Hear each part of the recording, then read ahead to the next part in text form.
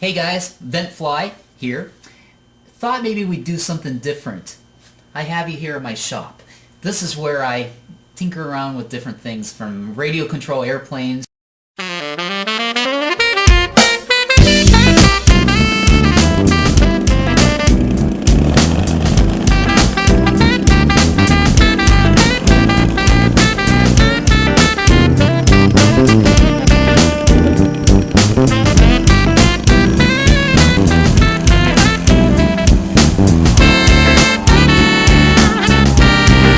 to ventriloquist dummies.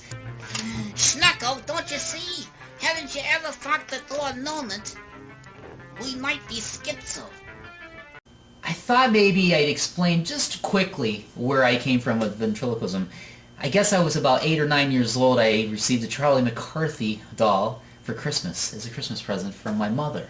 And she thought I really wanted it because I picked him out at a store. I was like, hey, look, there's a dummy in the window. So that's what Santa Claus brought me that year. And so all of a sudden, I was kind of interested in ventriloquism, but I wasn't because, I'd seen all those horror movies, the Twilight Zones and Magic, and, these dummies, they come to life, and, oh boy, I don't want that. But then I seen Jay Johnson on TV, and that's what did it for me.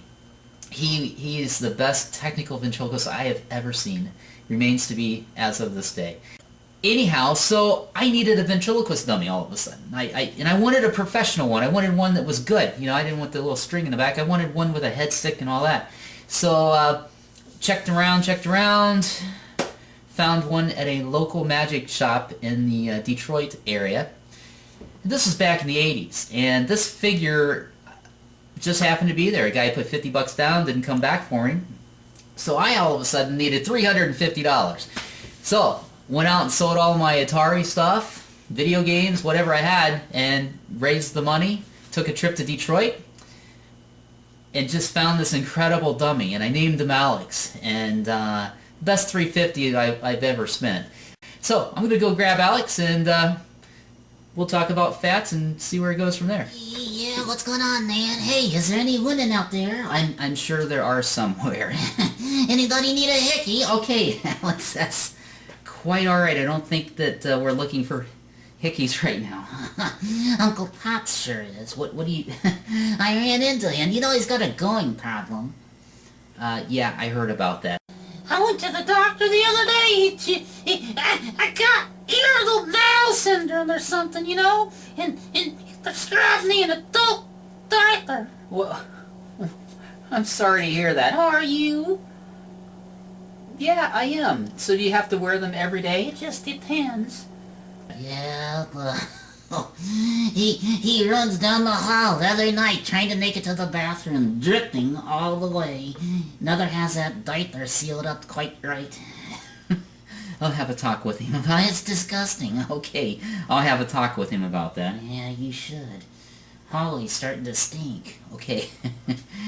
He has another problem. Do you know about it? I don't know. I can't find the damn penis in all that diaper. What?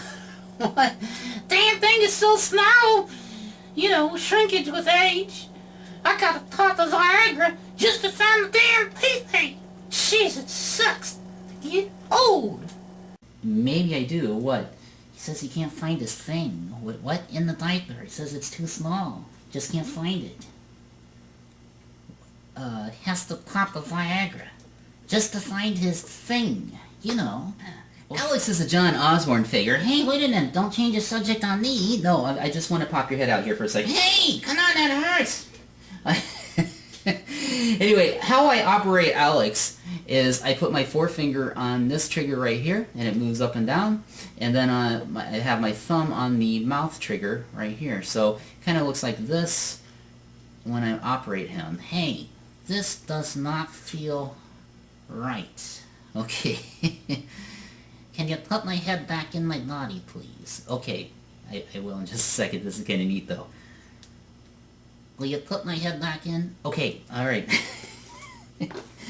Anyway, the body then, it actually has sort of a coat hanger style oh, I don't know what you want to call that, kind of a cradle.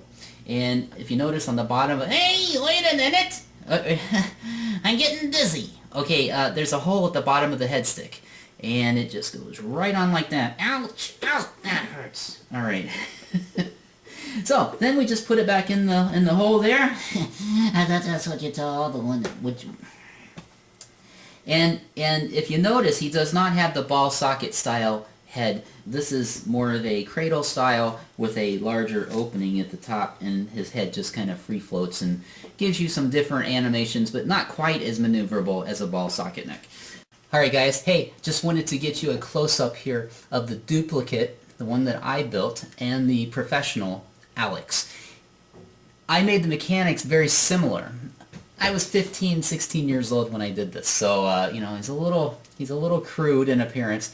And I basically wrapped some saran wrap around the real Alex, and then I put the plastic wood around it and doughed it up, you know, and then I pulled it off, and that's the real Alex.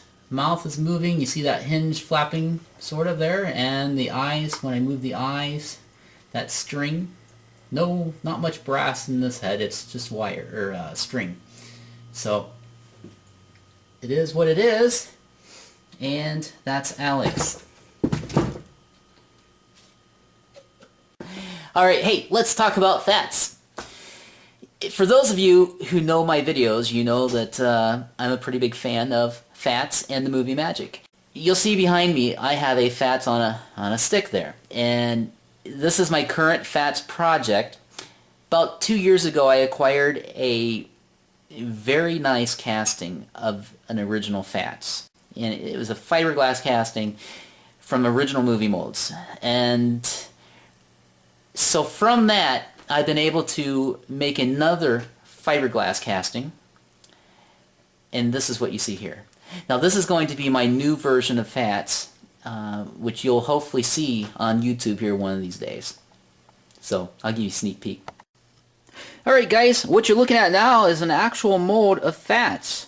That mold, that's the front half of course. It's kind of eerie looking. And I've got the back half. And if I was to pour resin in there and mix it all up and do the magic thing, this is what you get. You get an actual casting of Fats. That's right, in full living color. So I have yet another Fats right here. Perfect. Beautiful figure. Just love it. Alright, so you got this casting. What are you going to do with it? Well, you have to cut it out. You have to cut out the mouth, you have to cut out the upper lip, the eyes, and we want to make this a real living, breathing Fats. I've also got the up and down eyes all around. As you can see, the winkers will follow the eyes for that creepy effect. So I'm real excited about this figure, and one day hope to have it on YouTube for you all to see. So one of these days, it's coming up. Hey, I want to thank you for watching. Hope you enjoyed, and we'll see you around.